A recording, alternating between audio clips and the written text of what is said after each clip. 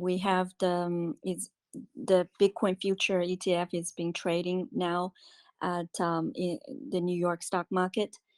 And so before we that's why we're here, to have you with us to share your insights of what does it mean to the crypto industry and to investors. It's either retail investors or institutional investors, and maybe we can also talk about what's the future would be like with this approval from the SEC. And before that, we'd like to get to know you more, of who you are, your background, and where you're at with one of the biggest crypto exchange here, at Huobi Exchange. So I'd love to hear your story, how you got involved in the crypto industry, and yeah, please. Yeah, sure. That sounds great. Yeah, definitely a momentous moment, for, crypto all around, right? Whether it's Mm-hmm. institutional, retail, or just the industry as a whole, it's a huge event, right? It's something that's going to mark the progress going forward. So we'll get into that. To tell you a little bit about myself, my name is Jeff May, and I'm from Los Angeles, California. I was born in LA. I grew up there all my life. And then in about 2015, I moved to Beijing, China, because I just, being in the U.S., you kind of just see the growth and the explosion out there in Asia. And at that time, it was mostly with tech startups, right? There was a huge explosion of things going out there. And then I wanted to really be a part of this growth in Asia, and especially in China. There's just so many things going on, right? So I wanted to move out there. And then I moved to Beijing. At that time, I was with 500 Startups. We were one of their first Chinese projects, and it was based on travel. So it's really kind of like C-Trip, something like that, helping foreigners come to China. And then from there on, I've just been kind of, immersing myself in the Chinese, circles, whether it's the internet, whether it's finance, fintech was big at the time, just getting to really know the environment. And then from there in 2018, it was around end of 2017 to middle of 2018, there was just a huge, a tremendous interest in blockchain and crypto from, just retail Chinese users. A lot of people were asking me like, oh, you're from the US, what's, a lot of developments are going on out there. What are your thoughts? How can we get involved? Is there anything we can do? Of course, the regulatory climate in China was still quite strict at the time. Well, it was either both undeveloped and strict, right, simultaneously. So then that's kind of how I got into the space. And then I met a lot of people, at that time, early on, Huobi was already building a large ecosystem and building a lot of expansion into the US. So at that time, I was already kind of getting involved with some parties from there. And then I finally officially joined Huobi over a year ago. And then really in the strategy expansion department. So a lot of what I focus on is going to be how, crypto is global. Crypto is very international. Crypto's for the world, right? So how can we take Huobi to that level to help Huobi, plant roots and kind of have operations and have a, adapted global strategy in all of these different markets. So that's kind of what I was doing out there. And yeah, so that kind of brings me here today. Just especially, been with Huobi, it's great. It's been a really pleasant experience. Cool. And how did you get to understand Bitcoin or blockchain? What Yeah, was sure. the And chance with the, yeah. Sure. And by the way, I don't know, I'm in the hotel room right now, so my internet's a little bit shoddy. If I cut out, just let me know, Ting. Okay. Yeah, so I think when you first start off, it's more like you kind of just got to try it, right? They say the best people are, you got to trade, you got to lose some money, you got to buy some coins, you got to learn about it, do your own research. I started buying crypto a long time. I don't know, it was like I guess it was around like 2014, 2015. Just random coins, just trying to everyone's talking about Ethereum's coming out and all this stuff. I just wanted to get involved. So then I really started learning just, I guess, through Reddit. Shout out to Reddit. Just going through all these different forums and articles and stuff like that, user-based analysis, and then just learning one by one until overall, a lot of people started wanting to buy crypto, and that's like That's when we started a kind of like a PE fund, a hedge fund, if you will, and then we started doing more formalized research on trading patterns, industry trends, stuff like that. Mm-hmm. So just I guess if the short answer to your question is by learning by trying, right? Just get your hands on it Mm-hmm. and then researching. Mm-hmm. And would you say, comparing in the past where you started this trying out buying and trading crypto, with what's going on today, what's happening right now with the approval of the Bitcoin future ETF being approved by SEC, do you see any significant environment change in the trading space? Yeah, sure. I guess early on, a lot of the traders, it's more of a niche market, right? It's more like, people, crypto is like, oh, you're into crypto. You're like, are you like a tech nerd, or are you like a engineer or something? It's very niche, right? And Mm-hmm. obviously the developments for the past couple years now, it's really moving to a space to where everyone knows what a Bitcoin is, right? Everyone's heard of ETC or BTC, right? At least Bitcoin.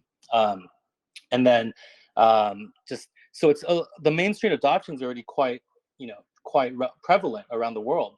And then but just hearing about it is not enough, right? We need a lot of regulatory bodies and a lot of different more formal institutions to recognize crypto assets and digital assets as a legitimate asset, right, as a whole. So um, the transition into this development, evolving, even till today, I think it's an evolutionary path, and today kind of marks a really huge milestone because the SEC, the United States, it's really a large, a great representative of the entire financial climate as a whole, right, and globally.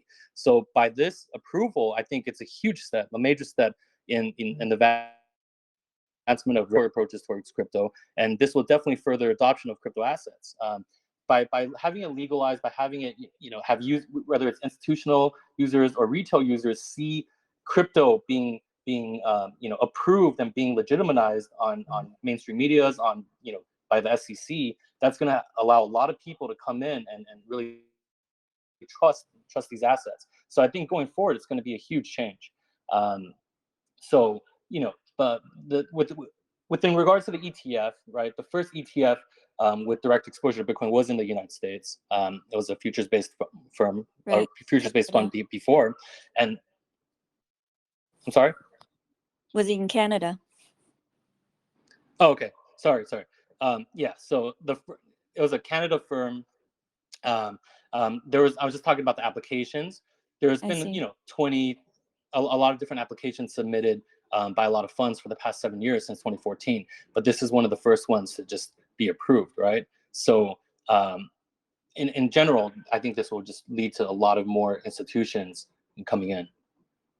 Mm-hmm. But then there's also arguments that this is not ETF for the Bitcoin spot ETF. It's actually for the future.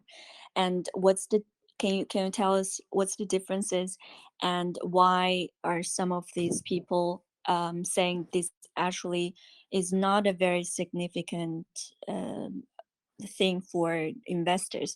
Mm, they're arguing Bitcoin price, spot price might go up, and what with the investors buying the future Bitcoin ETF, this they might buy high, but then they might lose money in the long run because the spot price of BTC is actually going up, and they might ended up of not actually making money by buying the future of ETF.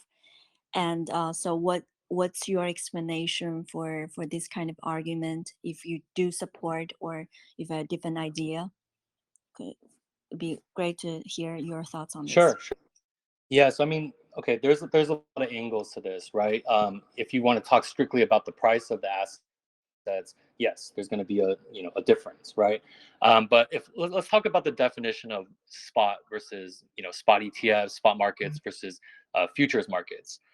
Spot refers to spot markets. So in this case, when we're talking with crypto, it's going to be mostly unregulated exchange-based and over-the-counter markets that where traders swap Bitcoin, right? And then that's kind of contrasted with Bitcoin futures contracts, which are more traded on regulated exchanges such as the Chicago-based CME. right? They're regulated, they're registered. The U.S. Commodity Futures Trading Commission are, having them under regulation, all their standards, right? So then when you look at these two, we're talking about volatility, we're talking about risk. One of them is going to be safer because of the regulation, right? If you're talking from the Bitcoin ETF product, you can see that the futures ETFs actually provide arbitrage exposure to Bitcoin rather than spot exposure, right? And they're actually backed by futures contracts and not actual real Bitcoin, right? So in a spot exchange, you need a custodial holder to have the actual coins, have the actual assets in possession. However, with the futures ETFs, you're just really talking about the contracts, right? They don't actually have to have the assets. And what the implication of this is, with this, you can have a lot more contracts. The contracts are regulated, and this is going to bring more liquidity to the market, right? So overall, how a lot of naysayers may say, sure, the prices are not directly affected, but overall, with the amount of liquidity coming in and the regulation aspect of it, it's going to bring more users, both retail and institutional, to the crypto space. Hmm. So in the long run, it's positive, regardless of what the price would be with the future package. Right, right. Because then, I mean, if we're just talking about the industry as a whole, price is just one metric, right? One metric of how the industry is doing. However, Hmm. adoption and the number of people holding bitcoins or crypto assets, or the number of institutions or parties involved, that's another another metric which I feel would be a more important metric, right? Adoption, for the Hmm. other industry, and futures can bring that. Hmm. And so today we have Pro Shares Bitcoin Strategy ETF being approved and traded. And there are a number of other ETFs are awaiting to be approved by the SEC. And specifically, they're scheduled for launch before the end of this year. How would you see the possibilities of of all these ETFs being approved? Yeah. So with the approval process, I think the ProShares team said it themselves. They don't foresee a lot of spot ETFs going to be approved in the near future just because of the regulation standards. That's going to be a lot more just like the one right now, right? Just they're already on the CME. The ETFs are already regulated. Those have a higher chance to be approved. Um, but overall, I think any contracts that are regulated, it's going to be easier for institutions to get in, right? And overall, with this competition, this competition is good for the industry, right? It's just like in Mhm. any industry, any kind of company.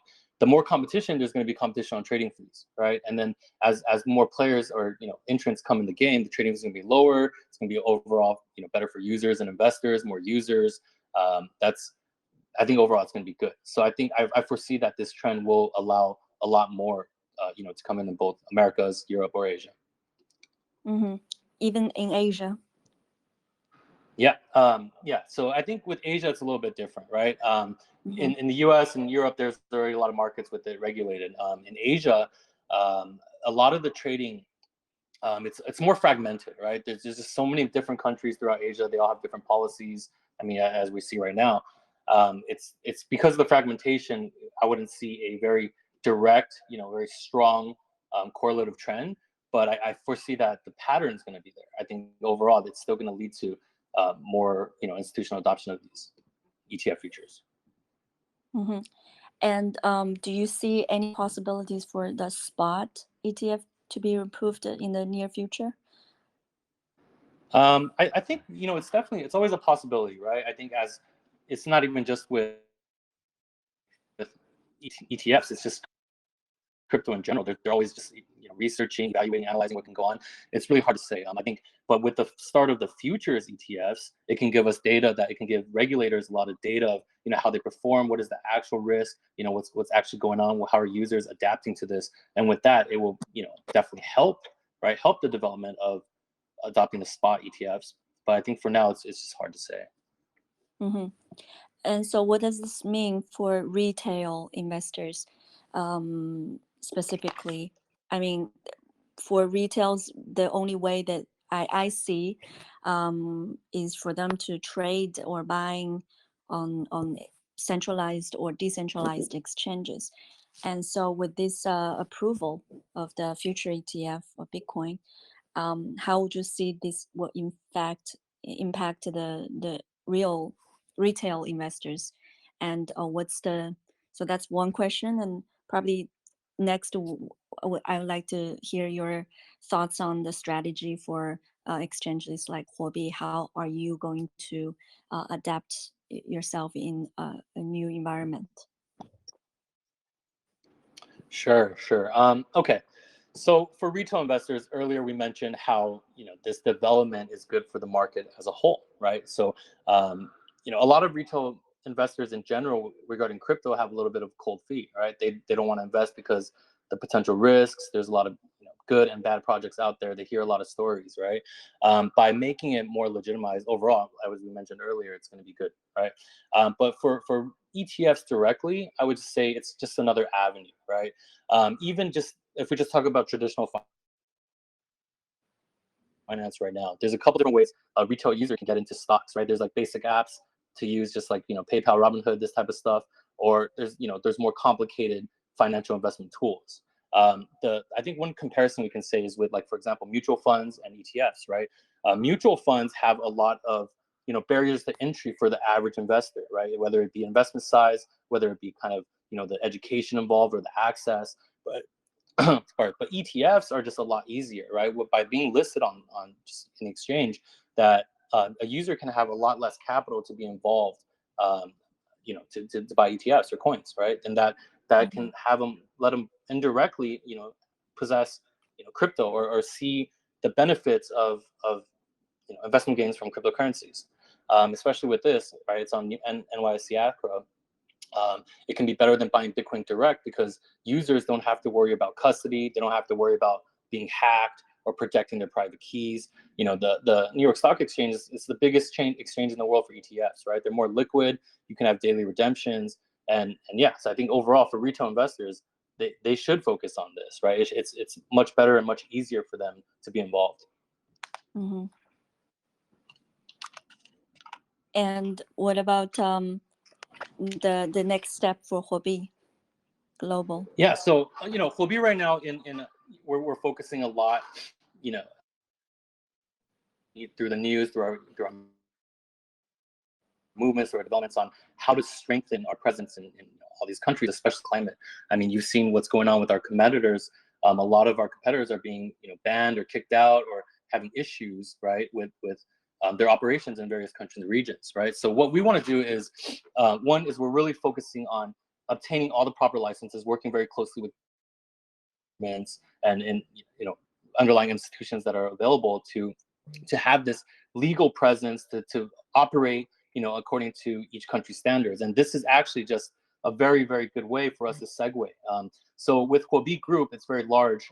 There's actually another company, right, Huobi Tech, which is another company that's public listed in Hong Kong.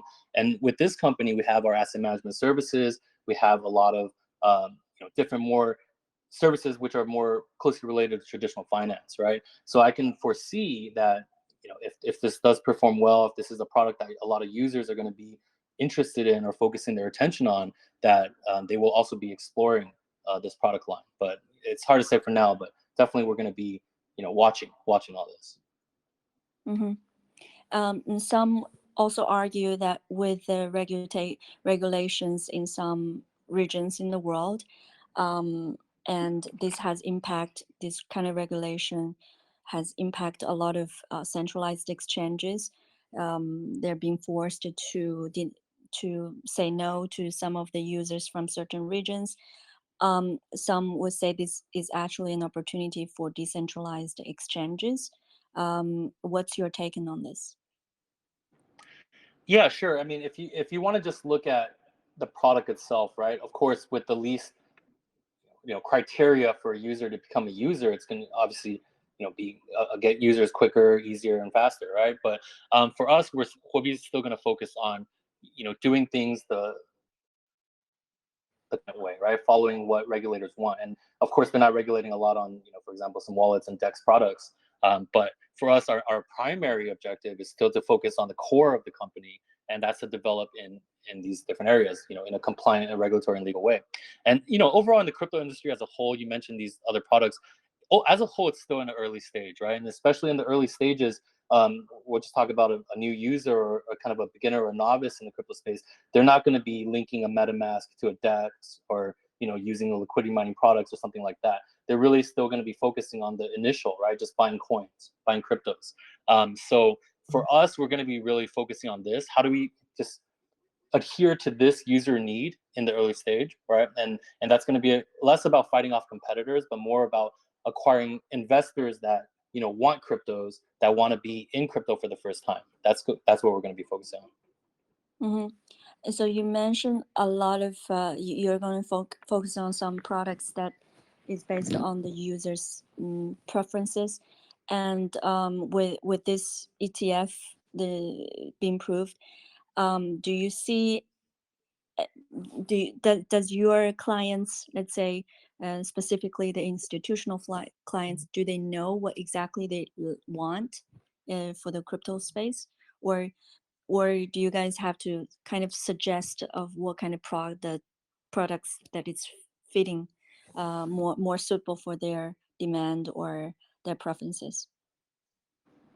Yeah, easy answer. They want to make money. No, I'm just kidding. No, we have a lot of user base, right? So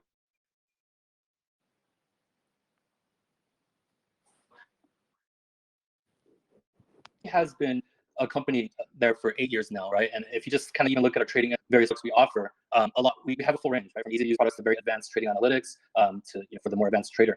So we have a full range, and when you say focus on users, we do want to adhere to all of them, but like I mentioned earlier, it's going to be on the early users, right? So by having an ETF product, institutions, they're always worried about risk, they're worried about regulatory. That's kind of their two main concerns, and then obviously profit, right? Revenue.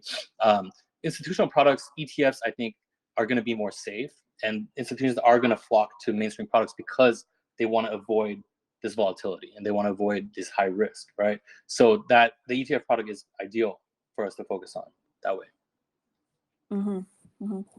Mm-hmm.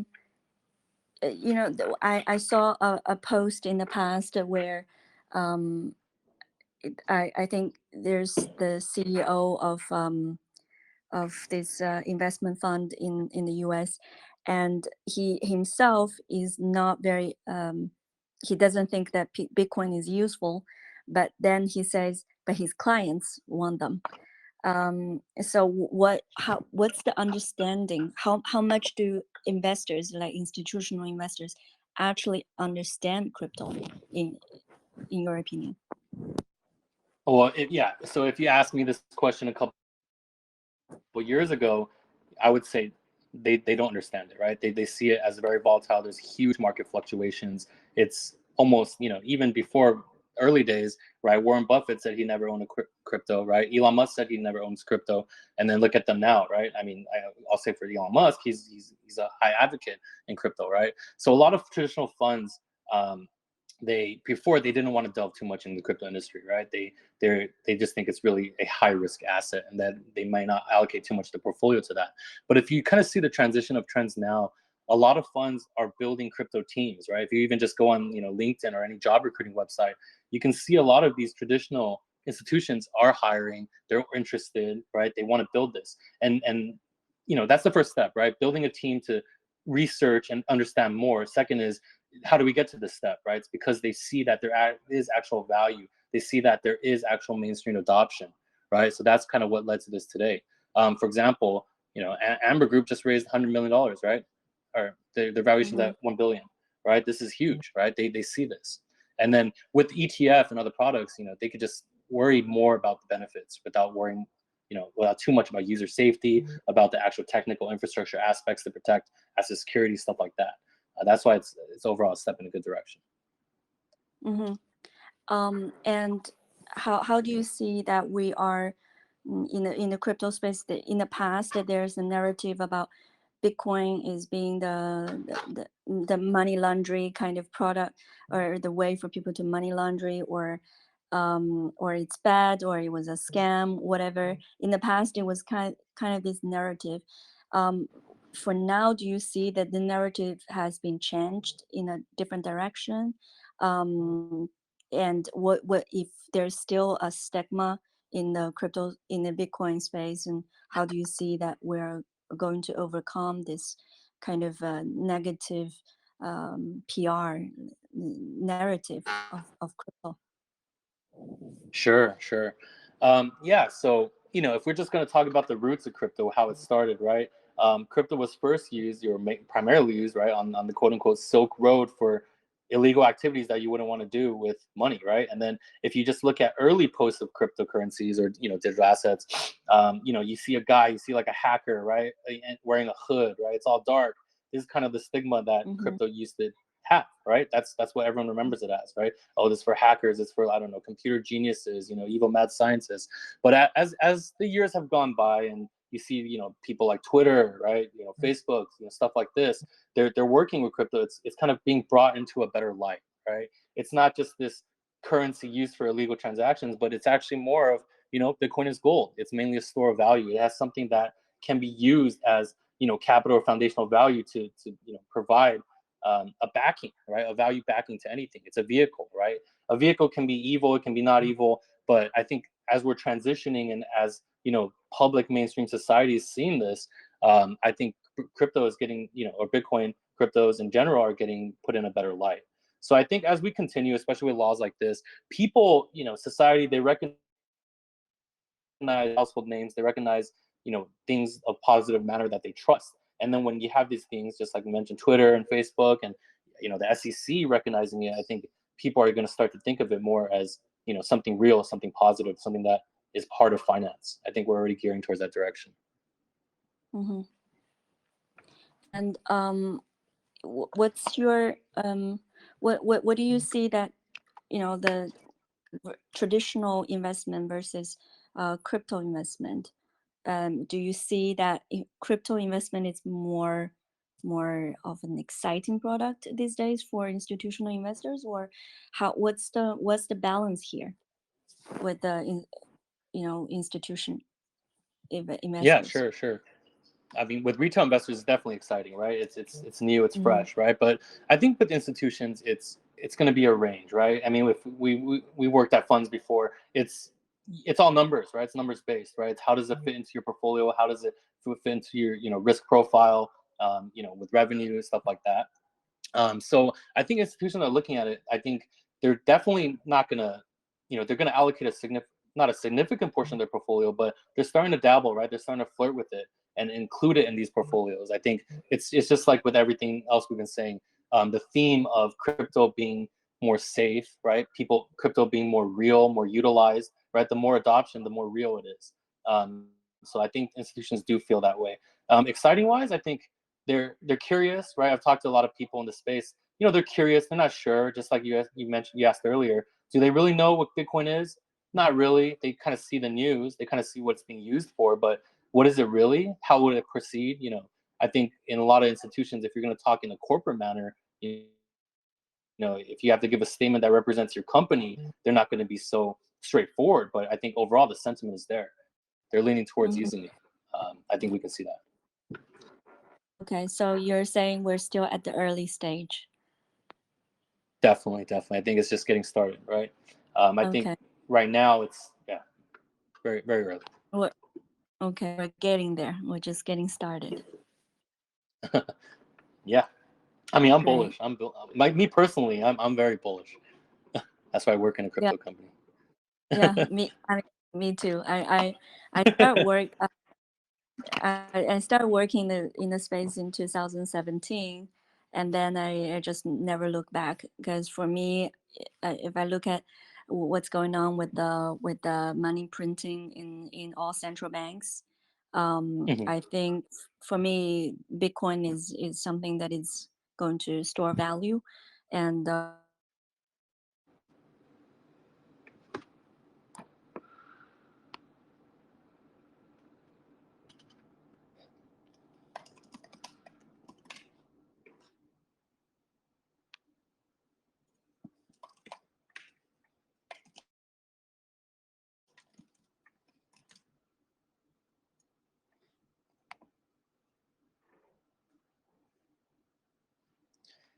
Hey, Ting, I think I don't know if it's me or if it's there on your end, but I think the sound is disconnected.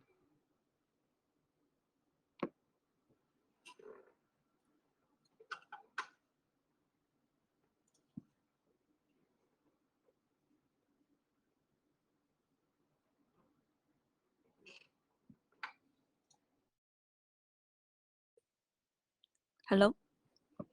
Says that, yeah, I think you're on mute. I heard Yes, what how you feel. yes, I think I accidentally mute myself. Yeah, you want to do that one again? Thanks. Where was I? Um, so I said I'm bullish on crypto, and you said me too, and that's about it. Oh, that was about it. I had 1 minute of like speech about the whole crypto space, Bitcoin and stuff. I think for me personally, I got into the space in 2017, and I just never look back because I see the creation, the philosophy behind the creation of Bitcoin, and I see what's going on with the central banks printing money, and with the hyperinflation, and with all these micro uh, traders, some of the most famous micro traders in the world, and they are embracing Bitcoin and seeing it as an opportunity for people to protect their wealth from the flaws of centralized system. And so for me, I think I'm bullish for the space. I mean, it's really just getting started, and with what's going on with the products like DeFi, and it's a no-brainer for anyone to get involved and start learning it and trying it out. I think it's quite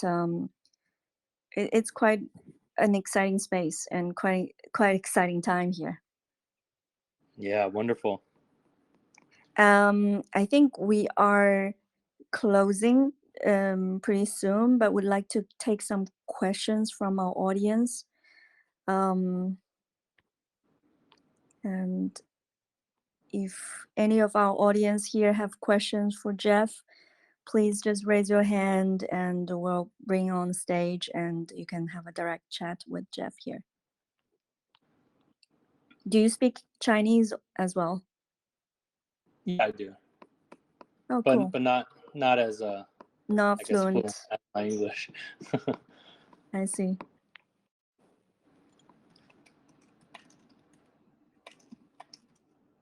We're just gonna wait for like a minute or two and see if we have any questions.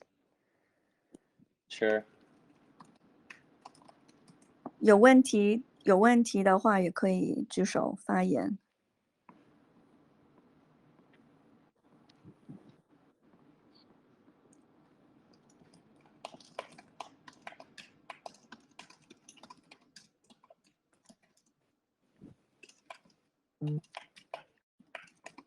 I think we might have a question here. Alan.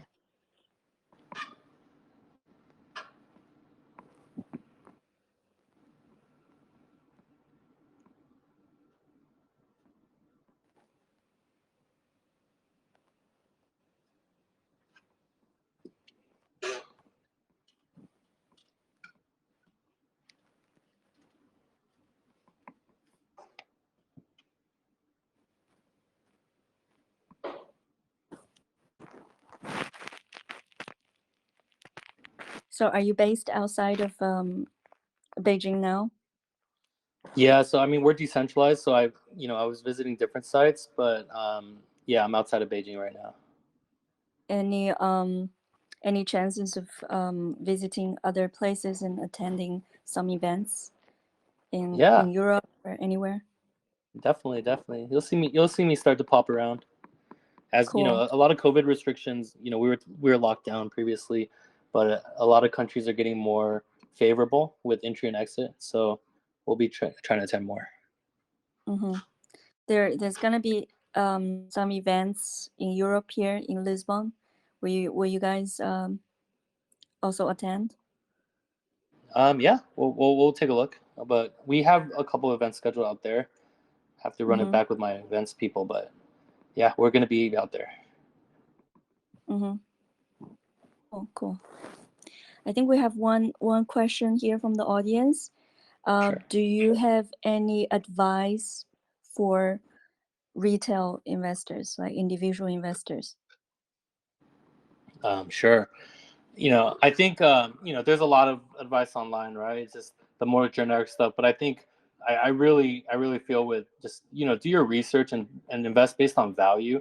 I wouldn't just invest based on one hot news article or some KOLs or influencers that are pushing a coin. Especially now with a lot of celebrities, throughout the world pushing getting into crypto.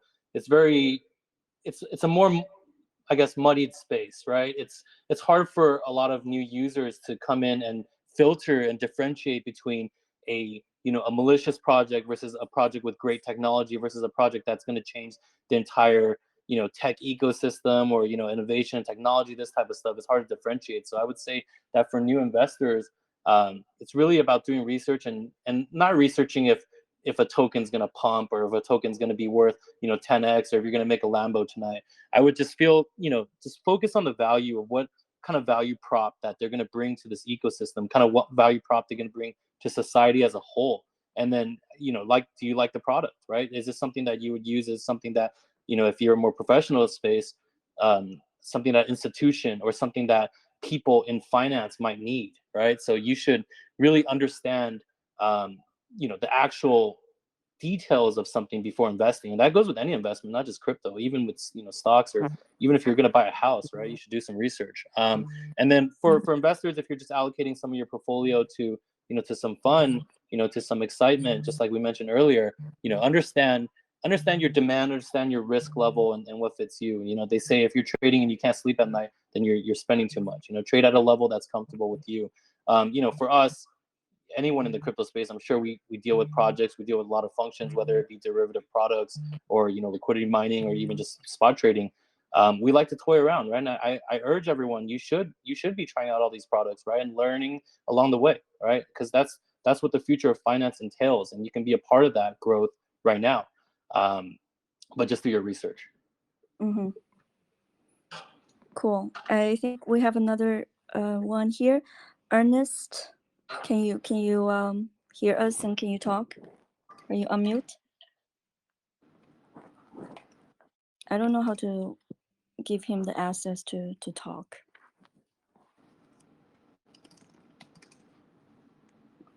There's another question in the group chat. Okay. Another one is, how do you see the differences between grayscale fund and the future ETF funds? What's the difference? Sure. So for one, Grayscale did a lot for the community, right? Or I mean, by the entire blockchain ecosystem, because they they're one of the largest, they're one of the first. They were more avant-garde. A lot of people focused on it, a lot of media attention and PR was focused on Grayscale, and they were one of the first, especially with GBDC, right? That was a really hot, quote unquote, very legalized product. But Grayscale is a trust. It's different than an ETF, right? I mean, if we look at Grayscale right now, it's a trust, so that means they have to hold actual Bitcoin, right? So I'm not saying that's a bad thing, but I'm saying it's a different, right? With ETFs and with future ETFs, they're, like we mentioned earlier, you don't actually have to hold the asset, right? They're just a contract, right? And then that's why it could bring so much liquidity, because it can have unlimited contracts. But Grayscale is a trust, so it's a custodial entity where they are holding digital assets, which means they're going to be subject to a lot of regulation. They're going to be subject to manpower or woman power or management fees and stuff like that. And if you look at that, look at the Grayscale market cap's around what, 29-30 billion dollars, and they're charging a 2% fee. That's a pretty high fee because they're custodian the assets. On a regular ETF, you could just go in, you're going to get a closer match to price discovery, right, to the actual price discovery of a blockchain asset or digital asset. So then with ETFs, it's just a little bit easier. That's a primary differentiator. It's a trust versus an ETF. Hope that answers your question in the audience. Cool. So basically, the Grayscale, if you buy crypto through Grayscale, you actually have physical Bitcoin. But if you just buy future ETFs, you might be able to make money for trading, Bitcoin futures, but you don't actually own Bitcoin itself. Right. Well, I mean, if you buy into Grayscale, you don't own the actual Bitcoin. They have the Bitcoin, right? They have the physical Bitcoin. The investors are still Mm-hmm. just investors into the fund. But I Mm-hmm. guess if you wanted to cut it down to be easier, Grayscale charges high fees because they're having people manage that fund, right? And I mean, this is a good and a bad thing. I'm not saying Grayscale is bad. I'm just saying that Mm-hmm. there's just going to be fees involved. But of course, with people managing, that's less, a little bit less, you know, work on your end. You have to do less due diligence. You feel more trusted with Grayscale. But ETFs, it's just direct exposure, right? You could just get it. Mm-hmm. So there's another question here. I'm not sure if I understand it, but I'll just read it for you. What do you see? What do you see the foreseeable risks going forward in the ecosystem or the market that may cause inflation point where adoption may be hindered? Okay, yeah, I see the question. So what I get from this question is, what are the risks going forward, right? And then what Mm-hmm. can prevent users from adopting Bitcoin, right? If I want to read this question, overall, like we mentioned, we're bullish, right? I think overall there's going to be more mainstream adoption. There's going to be, as more institutions go in, as you mentioned earlier, countries are going in, right? A lot of countries, in Latin America, in Africa, throughout the world, their actual currency printed by the government is having over 1,000% inflation. So they're turning to Bitcoin, which is it's decentralized, it's solid. There's a lot of people going into it. That price is kept, right? Um, Mm-hmm. so as more countries adopt Bitcoin, you can see a lot of assets being bought up, assets, the supply is diminishing. This is all good for the market, right? This is overall just adoption. What might cause some, I guess, um, obstacles for this is I think the regulatory environment. I don't think that's an obstacle per se, but it's going to slow the growth a little bit. Just like with everything else, if you want to be doing due diligence, if you're going to be adjusting your operations and your business to compliant standards, it's going to take some time, right? You're going to have to work closely with government and regulatory bodies. That's going to slow down the adoption, but I don't think it's going to be a bad thing. As many things are being regulated, that means that it's really mainstream. It means that people actually can use it. And when governments are full on, allowing for this access and for this adoption, then that's when you're going to see everyone use it, right? And that's the ultimate goal. So Mm-hmm. yeah, I think that answers that. Cool. Cool. I see there's the last question. We're gonna take this as the last question, but I think we have already covered this in the past. But maybe you can just give us a conclusion for to wrap it up, to answer this last question also. So it's from Alan, and he wanted to know, after the approval of the ETF, does it imply that the market will be better in the future? And what's your advice? Yeah, sure. I mean, this is also, from Alan the Panda right here. It's it's kind of does sum it up, right?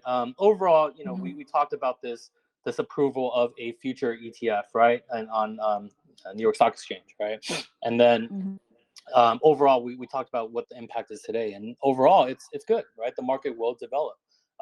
Why? Long story short, it's more institutions can invest, more institutions can easily invest. ETFs are, it creates more liquidity for the overall market. More people, as more liquidity comes in, there's a more solidified price for Bitcoin, or other assets. More people are going to have it. More people are going to be exposed to it, and it's just more liquid, right? You can buy and sell very easily. So overall, it's good, right? So that just brings us to today. Why are we talking to Huobi Group, right? It's because Mm-hmm. we're a leader in the space. We're always exploring different products and different services of what the not just users needs, but what the world needs, right? We're not developing just for users. Huobi is developing for the future of finance, the future of blockchain, right? And we have to be exploring these products, right? So we come here today, and it's like it's a very great event. Huobi has been developing all these different products and services for users, for institutions. We're working with the regulatory, and this is just a prime example of that. When you do something the right way, with the right regulation, right, and you do something with the right demand that institutional and retail customers need, it's going to lead to success. And that's what Hobby will focus on. We'll focus on building the success, and adapting, and learning from all these small wins to create a better blockchain ecosystem as a whole. Mm-hmm. Great.